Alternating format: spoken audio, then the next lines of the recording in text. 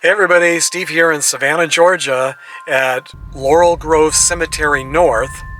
And today I'm here to visit the final resting place of James Lord Pierpont, who unfortunately, even though he wrote one of the world's most popular songs, it's still being played today every Christmas all over the world.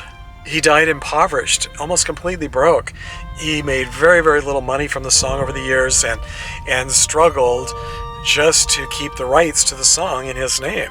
I guess back then, keeping copyrights was maybe more difficult than it is today. Here's a map of the cemetery. And look at this. James Pierpont, that's who I'm here to visit. They've got directions to his gravesite. I'm not sure who these other people are, but I know who James Pierpont is, and I think all of you know who he is too. Now, you may actually not know who he is, but you almost definitely know his most popular song. I read more people know of his song than any other song that's ever been written. All over the world, people know the song Jingle Bells that he wrote. So, since I was here in Savannah, I had to come and see his gravesite, even though this is not Bonaventure, this is not the really famous cemetery here, or the most famous cemetery. It still looks pretty historic and pretty amazing. That one even has a plaque on it. I'll have to come back and see. All right, James Pierpont, continue on this way. And you'll notice this is not a paved road, it's just a gravel road. I guess this is his gravesite right here. Okay, let me park and get a little bit closer.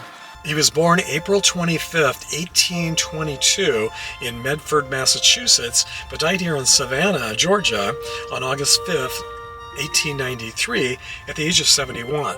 The song was published and copyrighted in 1857 while he was living here in Savannah, Georgia with his second wife. And he was employed at the time as an organist at the Unitarian Church of his minister brother. He's almost been forgotten, even though everyone knows the song, probably not many people know who wrote it. So it's kind of sad that over the years he's been forgotten. But that's one reason I visit grave sites, is to try to keep the memories alive of people who did really interesting or important things. Back in the day, it's so easy for us to forget history. As I mentioned before, I know younger people today who don't even know who the Beatles are. So, we have very short memories in this country especially. So when he died, even though he died impoverished, his request was to be buried next to his brother here in Laurel Grove Cemetery here in Savannah.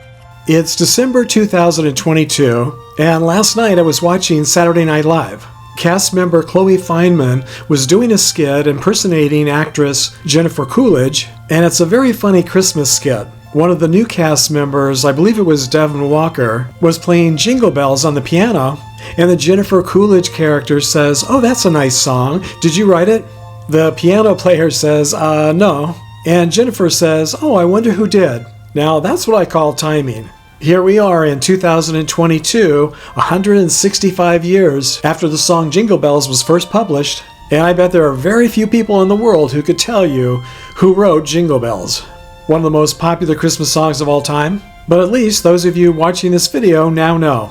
Sadly, James Pierpont was nearly completely forgotten by the time he died, but through the magic of YouTube, maybe we can help bring his memory back to life.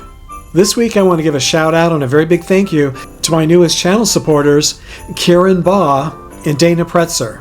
Thank you both so much for your very kind and generous donations to my channel using YouTube Super Thanks. And thank you too to all of you who have taken the time to leave comments, to give thumbs up to the videos that you like, and to subscribe to this channel. Merry Christmas and Happy Holidays, everyone, and thank you for joining me on another road trip to the past.